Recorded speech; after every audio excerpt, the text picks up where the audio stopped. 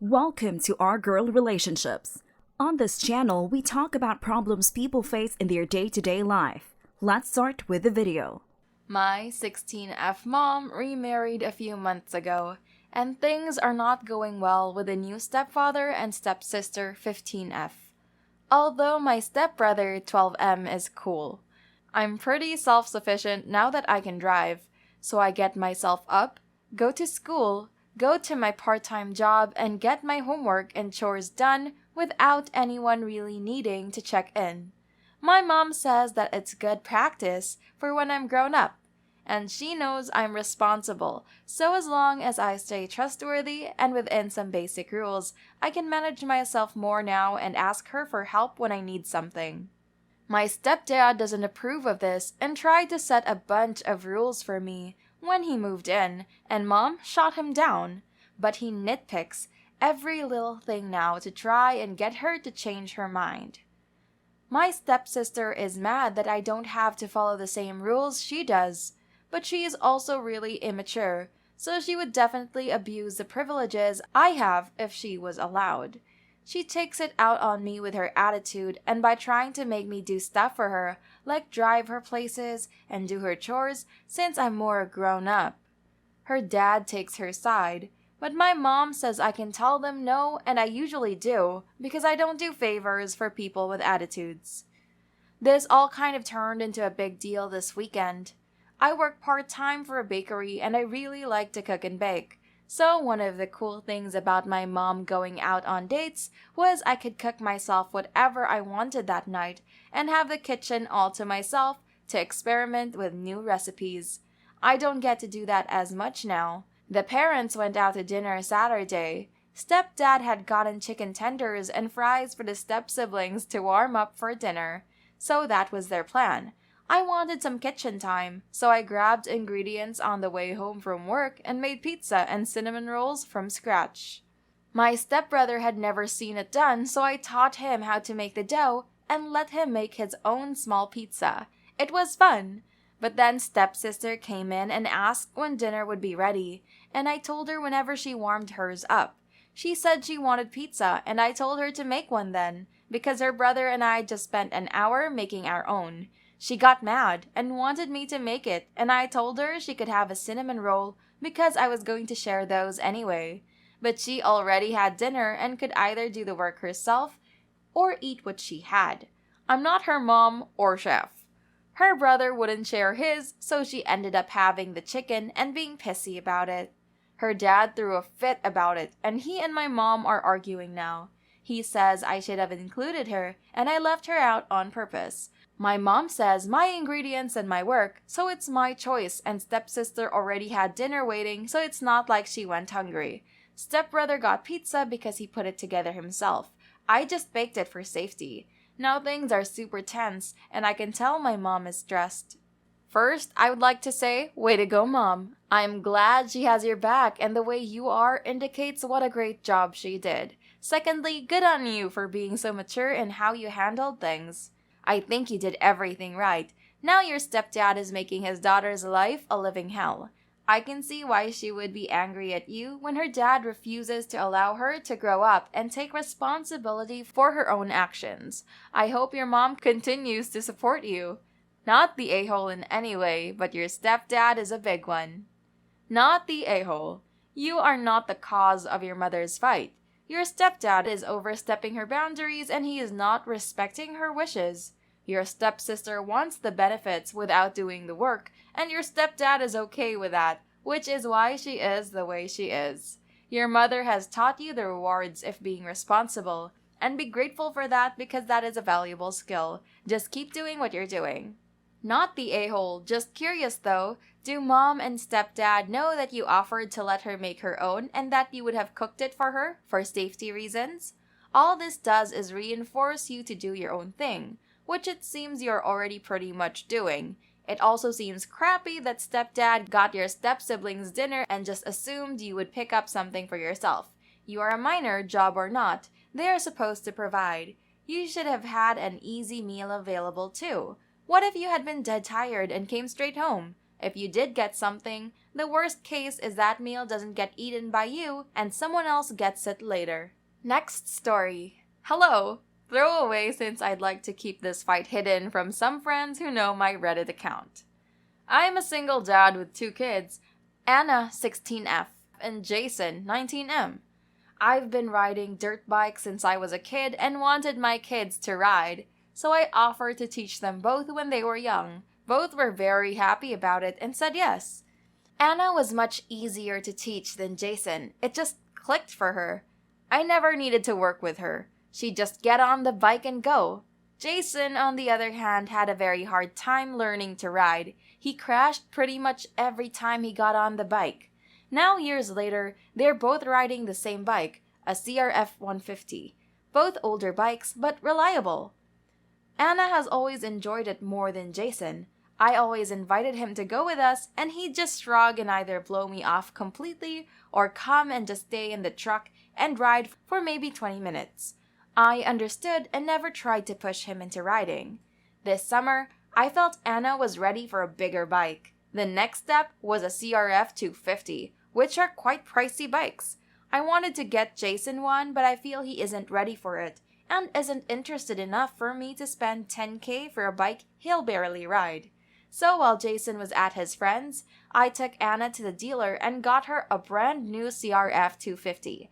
Jason came home, saw her bike, and immediately got mad, asking why I didn't get him one. I explained that it was because they are very expensive bikes and he hardly ever rides his, so I didn't want to spend another $10,000. He was still angry, and when Anna came outside, he demanded she let him ride it. Anna looked at me to ask if it was okay, and I told her it was her bike and it was up to her. I didn't like how Jason was talking to her, and neither did she, so she said no. He got angry and started shouting at us both before storming off into his room. However, later that week, while I was at work and Anna was with a friend, Jason took her bike and crashed it. Hard. I don't know what he did, but he twisted her handlebars, scuffed up her plastics, broke her clutch, and effed up her suspensions pretty bad. Luckily, he was okay, but I was furious and Anna was heartbroken. She hadn't even gotten to take it out yet. I yelled at him and told him off, and then took his car. He argued back that it was his car and I couldn't take it. It's not his car. Technically, it's my old car that I've just been letting him use. He yelled and screamed at me, and I told him I was half tempted to make him pay to fix his sister's bike, but I don't want to take all of his savings.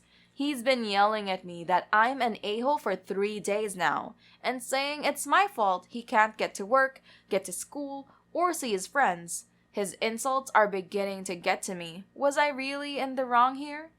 Edit/update. Oh wow, thank you all for the comments and messages. I wasn't expecting it to get much attention, so apologies for all the light responses. I see now why Jason may have been upset that his sister got a $10,000 gift, but was out of line for destroying it. And I saw this asked a lot, so yes, I do have an activity I can do with my son. We do watercolor and painting together, and I've bought him lots and lots of supplies for it.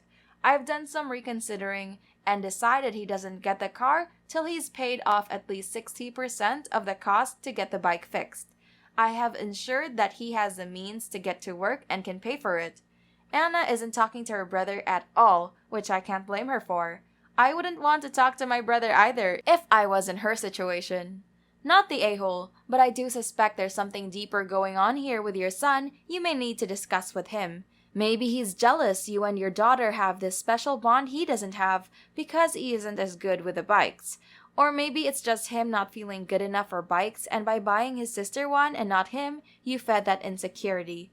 Edit. What I mean to say is that this feels like it isn't just a story about how best to let my son know there are consequences, but more like a how do I make sure this doesn't become an issue in the long run. Not the a-hole, but instead of taking the car from him, he should be the one to pay for the repairs. That will be a better lesson on responsibility and not taking others' property without permission.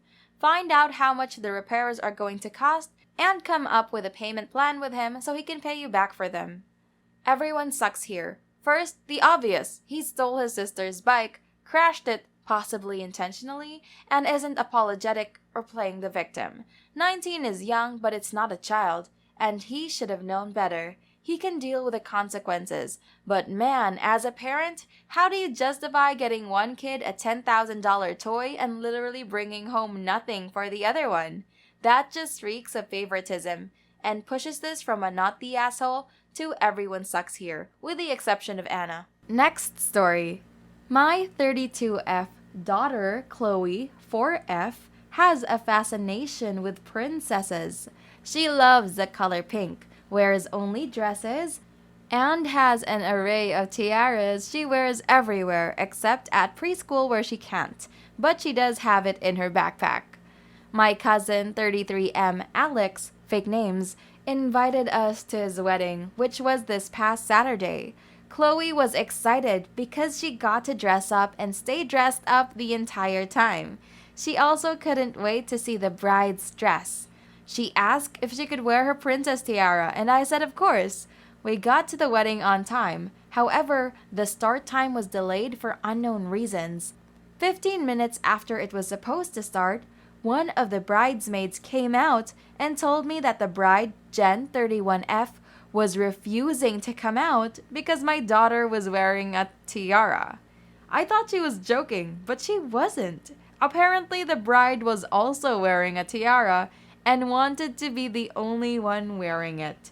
I told the bridesmaid that Chloe loves tiaras and always wears them. The bridesmaid said not today she isn't and told me it needed to be removed. I said no. The bride is a grown woman and was being petty over a child's tiara. The bridesmaid left for a couple of minutes, and then Alex himself came out. He told me to leave.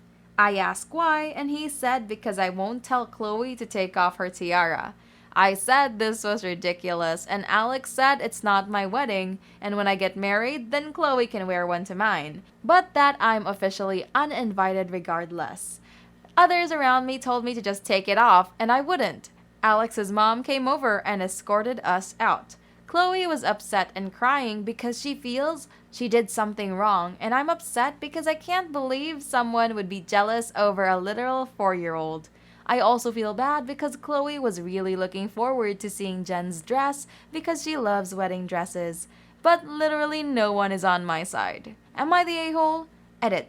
Someone asked if my cousin has a mental illness. I said no, but the bride has Asperger's, and they said that's important for you all to know.